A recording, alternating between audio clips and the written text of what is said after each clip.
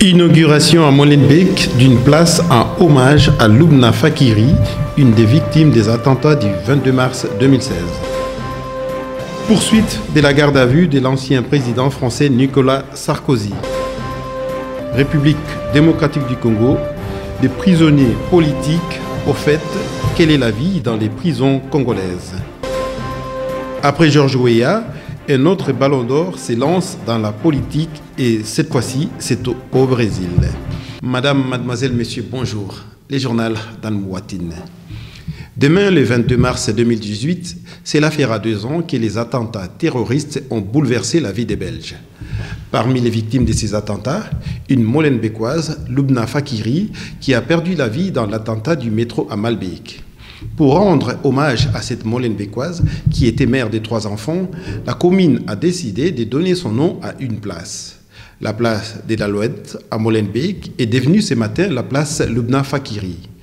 L'inauguration s'est faite en présence des membres du collège des bourgmestres et échevins de la commune de Molenbeek, accompagnés par la bourgmestre Françoise Skepmans. Provenant du cœur, on ne peut entendre, mais tellement plus vrai que celui utilisé pour détruire. Pour l'amour que je porte au plat pays mien et au royaume chérifien. Pour la beauté, pour l'art, pour cette œuvre qui dégage une émotion si forte qu'elle ferait fondre en larmes le plus glacial des cœurs. Est amour, et que le salut de l'homme ne viendra qu'à travers cette force universelle exprimée pour son prochain. 12 pensées et prières pour toi, Lubna, mon amour, et pour toutes les victimes qui vivront à jamais dans nos cœurs et nos mémoires. Ô Belgique, ô mère chérie, à toi nos cœurs, à toi nos bras, à toi notre sang, ô patrie, nous nous jurons tous, tu vivras. Tu vivras toujours grande et belle, et ton invincible unité aura pour devise immortelle le roi, la loi et la liberté.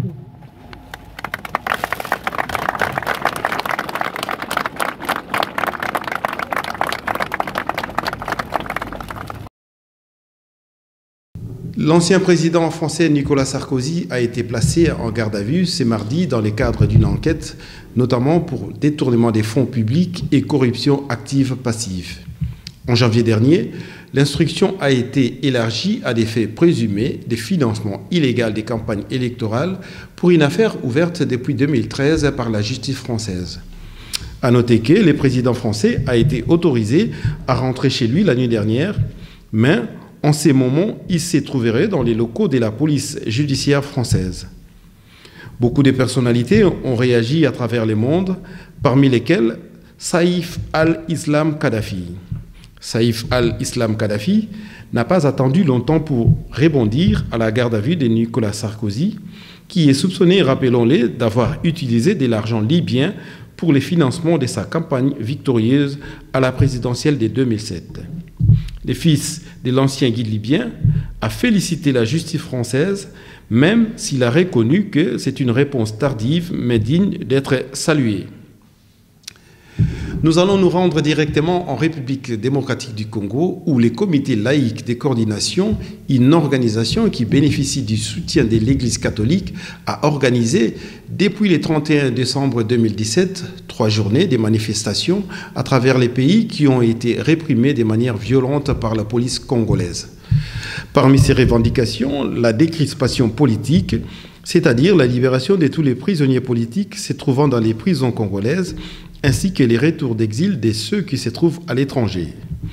Le pouvoir de Kinshasa a toujours refusé de les considérer comme des prisonniers politiques, mais au cours d'une interview à la BBC, le Premier ministre congolais, M. Tshibala, a admis la présence dans les prisons congolaises des 3 prisonniers politiques.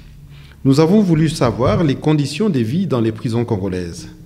Nous avons posé la question à Fabien Kalala, ancien garde du corps d'Étienne Tshisekedi.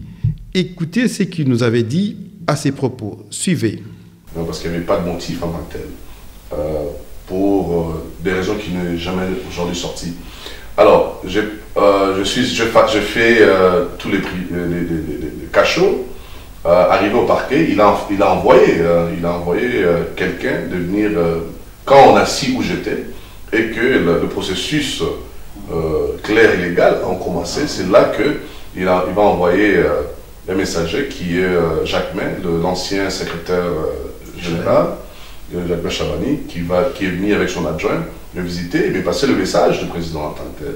Il me dira que de tenir bon et que je ne devais pas craindre quelque chose parce que je suis dans la vérité, je suis dans les bons.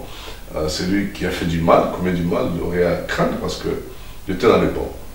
Alors je suis allé en prison après, j'ai passé quelques jours là-bas, pénibles jours je dois vous dire, parce que dans ce périple-là, dans ce parcours, il y a eu beaucoup qui sont morts.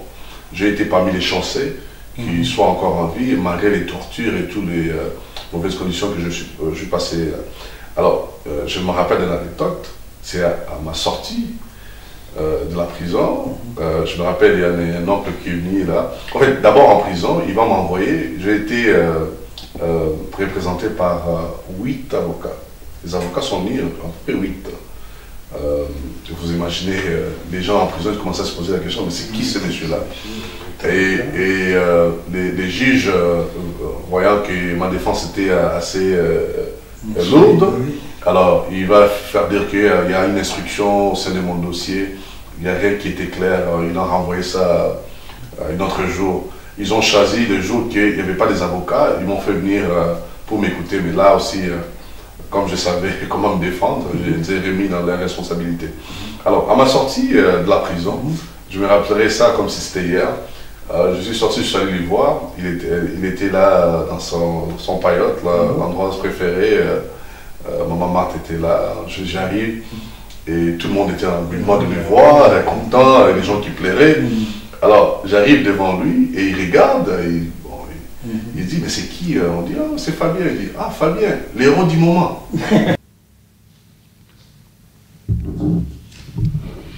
L'ancienne vedette du football brésilien, Ronaldinho Gaucho, a rejoint mardi les rangs du Parti républicain brésilien, considéré comme les bras politiques de l'Église universelle du Royaume de Dieu. À 37 ans, Ronaldinho pourrait être candidat aux prochaines élections générales prévues en octobre. Il s'est engagé à contribuer aux projets et propositions de son parti au niveau local et fédéral. Espérons que les champions du monde 2002 et Ballon d'Or 2005 pourra remporter autant de victoires aux urnes comme ce fut le cas sur les terrains de football. Merci pour votre fidélité. Je vous fixe rendez-vous la semaine prochaine. Au revoir.